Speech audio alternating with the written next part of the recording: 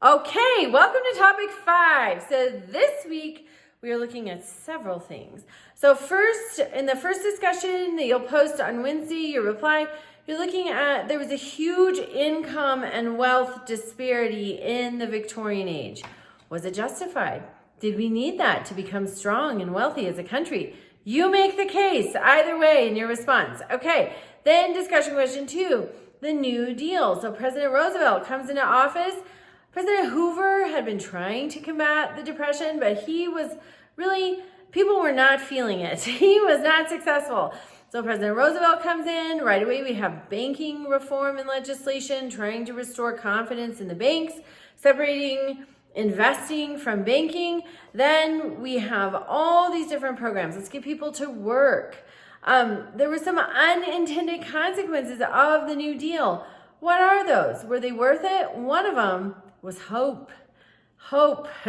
As the Great Depression drug on, people, you would get the impression my life will always be this way. And thankfully it's not. Life is never a series of valleys, You get some high points too. Thank goodness. But so one of the unintended consequences was hope. Another, the government grew huge, right? We have these programs. Somebody's got to manage them. There's got to be oversight. There's got to be budgeting. That's more and more government. Was it worth it? You make the case in your response to discussion question 2.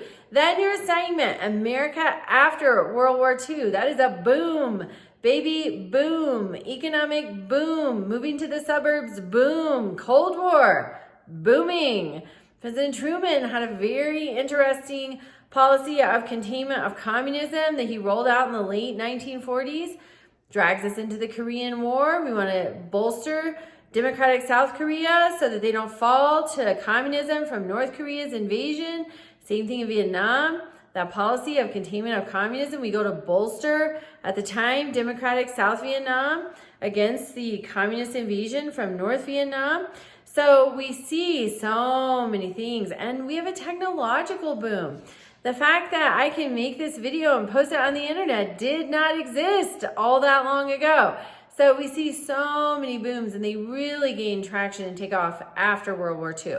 You have a quiz this week. Remember to do as much of the reading as humanly possible before you take that quiz. That helps set you up for success. The quiz is timed. So set yourself up for success. If you are drowning and you're like, hey, I can't get this reading done, get up 30 minutes earlier, done 7 days a week, and say you like to sleep in on Sundays. That's fine. Say you sleep in until 7, get up at 6:30. Just 30 minutes earlier than you normally would. If you do that all 7 days of the week, it adds 3.5 hours to your week, and it can make something like all of this reading seem manageable. Also remember participation all week long. This is module 5 of 7, so if you have missing or late assignments, let's get those in. Reach out to me. I can reassign them to you. All right. Have a great week.